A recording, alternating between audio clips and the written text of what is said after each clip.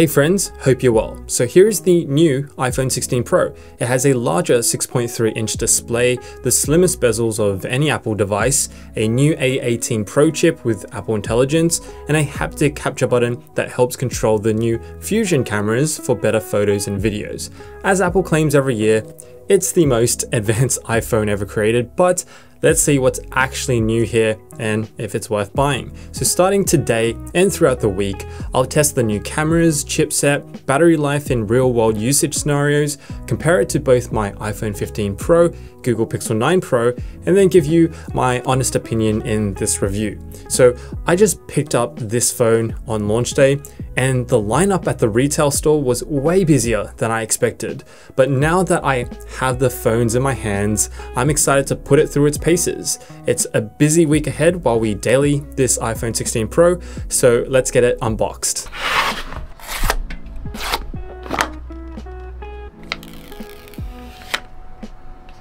Well, my first impression is it's much of the same. Nothing here screams new iPhone, and honestly from afar, this phone still looks like an iPhone 14, 13, maybe even an iPhone 12 Pro from across the room. Okay, side by side with the 15 Pro, you can see it does have a slightly larger display by 0.2 inches, and in hand, the 16 Pro is a touch heavier by 10 grams or 0.4 ounces, apples to apples. In the box this year, this is the first time we do not get the classic Apple stickers. It's a move to reduce plastic waste, which I think is a good thing.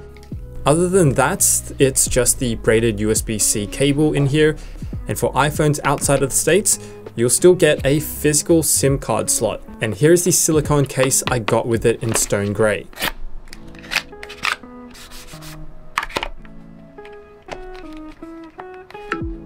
I think this is a nice and clean combo. The stone gray pairs up quite nicely with the natural titanium, but there's not too many choices anyway now that Apple has removed their leather and fine woven cases. And now that this is all ready to go, I'll be using this over the next 7 days, and I'll share my honest opinion and experience with the iPhone 16 Pro, starting with the cameras. So the first couple of days, I snapped hundreds of photos and videos, so I think I've got a pretty decent idea of how these new updated cameras stack up. I spent the weekend staying by the river, so it made for quite a nice backdrop to test the cameras, and I'm really excited to share the results with you. So on paper, the 16 Pro has an updated 48 megapixel Fusion camera, a 12 megapixel 2x telephoto camera, and a brand new 48 megapixel ultra wide camera, bumped up from 12 megapixels from the previous 15 Pro. If you're wondering what the heck Fusion cameras are, it's basically a software thing where your iPhone takes two different photos and then groups the pixels together. One focuses on detail and the other on light. So this isn't exactly new. What is new though is the ultra wide camera, and of course the new capture button here, which was fun to use until it wasn't. Here's what I mean. So it's this sort of inset haptic button with a sapphire crystal coating. The button has a satisfying tap and click to it, mimicking the physical shutter button of a dedicated camera. A single press opens up the camera app, another click takes a photo, a click and hold starts video recording, while a light press activates camera controls like exposure and zoom by sliding back and forth. But after using the capture button for a few more days, I almost like by instinct reverted back to the touchscreen to take photos because it's just more convenient and what we're all used to, and not all change is necessary, right?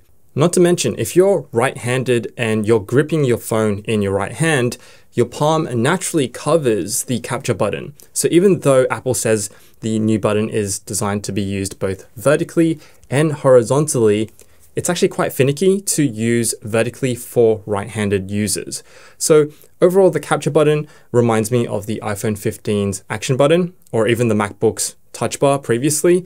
It's initially a cool concept, but looking back, I think we can all agree that, it's not as useful as it's marketed to be. For me, the novelty factor of the capture button wore off pretty quickly, and I have a feeling that most of you will probably go back to using the trusty touchscreen for photos anyway. But unlike the capture button, you likely won't go back after setting up an eSIM on the iPhone 16 Pro.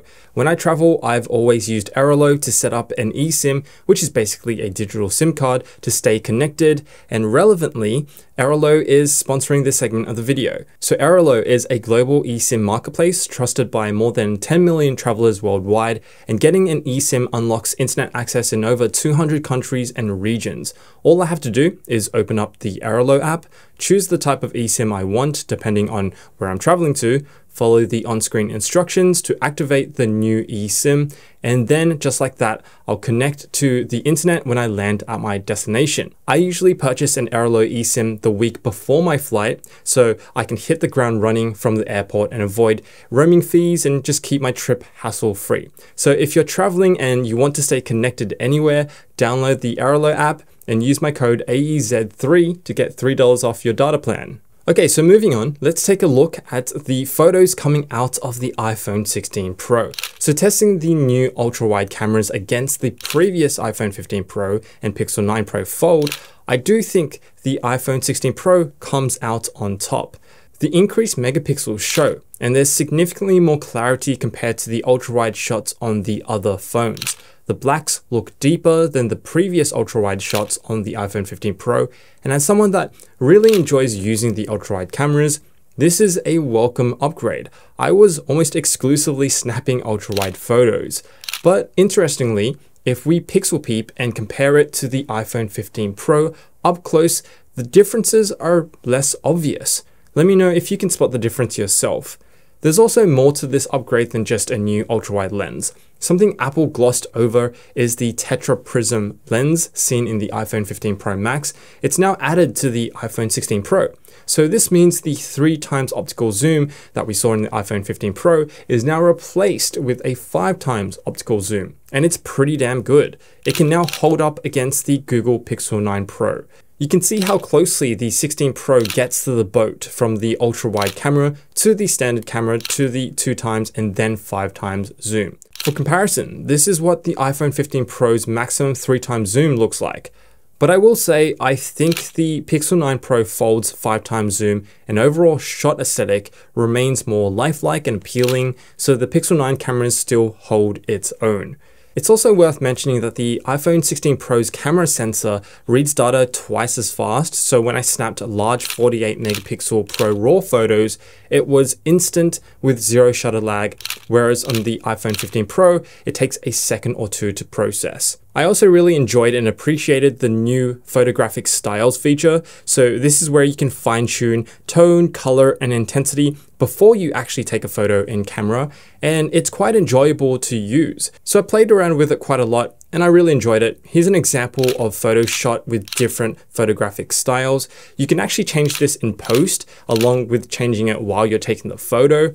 So yeah, it's essentially a filter. You can achieve the same result on Adobe Lightroom, for example, but it is really nice to have on your phone, and the UI looks pretty good. It's really easy to use. It's also a lot of fun to use. And yeah, I think the photos that came out with these photographic styles look pretty pleasing to the eye.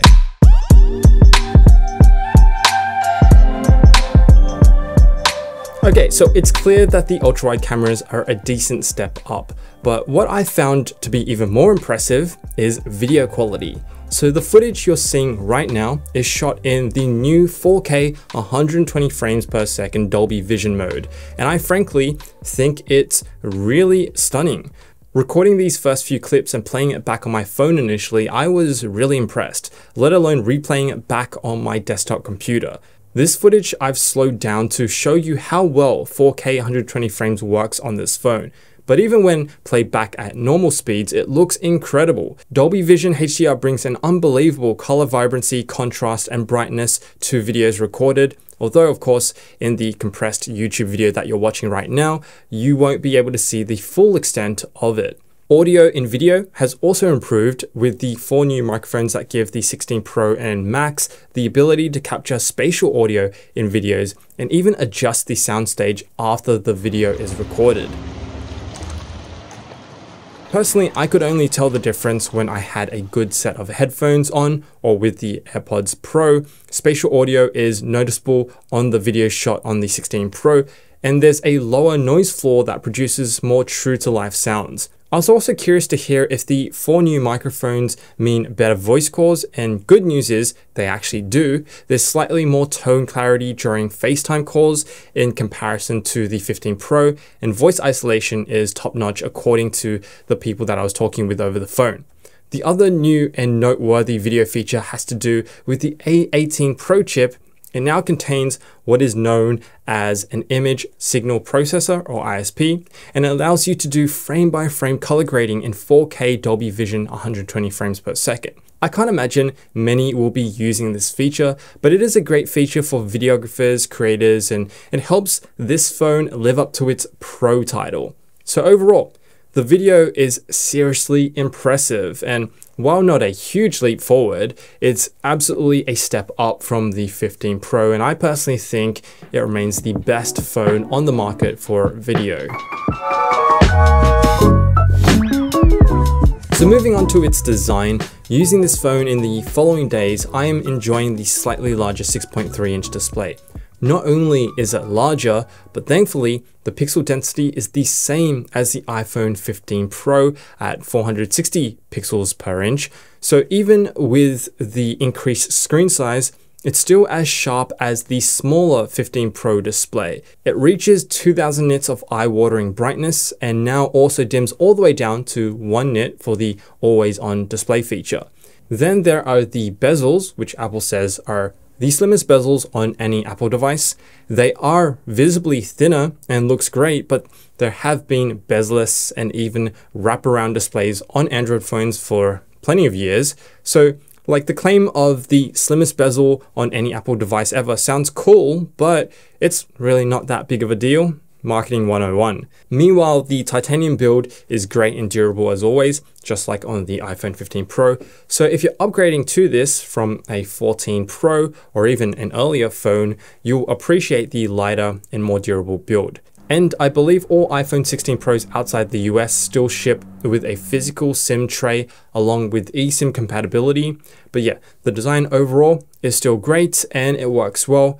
But it is aging and it would be great to see a breath of fresh air and innovation with its design. So under the hood, there is the new A18 Pro chip. It's the 2nd generation build on the smaller 3nm base, and over the week of use, it's definitely more refined and more efficient than the iPhone 15 Pro, which was already so efficient. So yeah, this phone is pretty incredible. On Geekbench 6, we're seeing a 12 to 14% performance bump from the iPhone 15 Pro to the 16 Pro in both single and multi-core and GPU performance. The iPhone is now hitting benchmark scores that are very close to the M1 MacBook's performance, and that's just ridiculous. It's a shame that we can't do more with all this power, and I wish that Apple users had something similar to Samsung's DeX, because with an iPhone desktop mode, an AirPlay-enabled monitor, and a Bluetooth keyboard, we'd have a legitimate mobile computer setup. I doubt Apple would allow this though, because, it seriously impacts the sales of iPads and maybe even Macs. But aside from benchmark numbers, I think we all know that flagship phones are plenty powerful, and the extra boost in computing power isn't a life-changing difference for like 99% of users. Browsing, gaming, and just general use throughout the week was about as smooth and stutter-free as you can get on a device that's about as powerful as a laptop.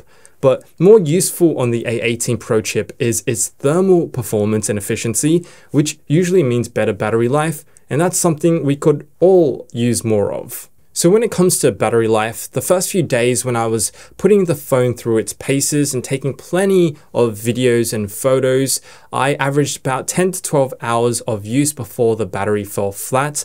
The last few days before this video though, with more typical usage without taking hundreds of videos and photos, I'm averaging 15 hours of real-world use, and honestly, that's pretty incredible. It marks a real step up from the iPhone 15 Pro's battery life by about 15 to 20%, and that's thanks to the increased A18 chip's efficiency and the larger display, which houses a slightly larger 3582 mAh battery.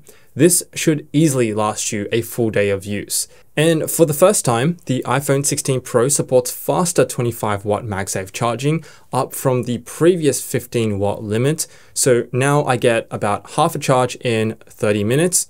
Far from super fast, but hey, it is faster. Now, here are the few negatives I've experienced in the first few weeks with this phone. The first one is, unfortunately, Apple Intelligence.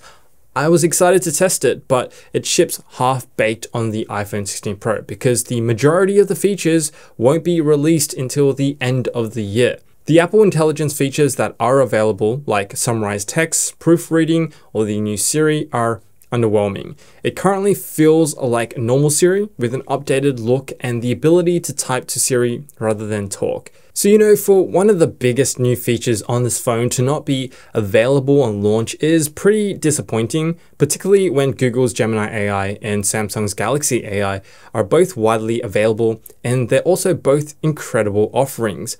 But the good news here is when Apple Intelligence fully rolls out, it's not just exclusive to the new phones, it'll also work on the 15 Pro and the 15 Pro Max. The second negative I experienced is overheating. So even though the 16 Pro is designed with a new graphene thermal system, it runs quite warm in hand.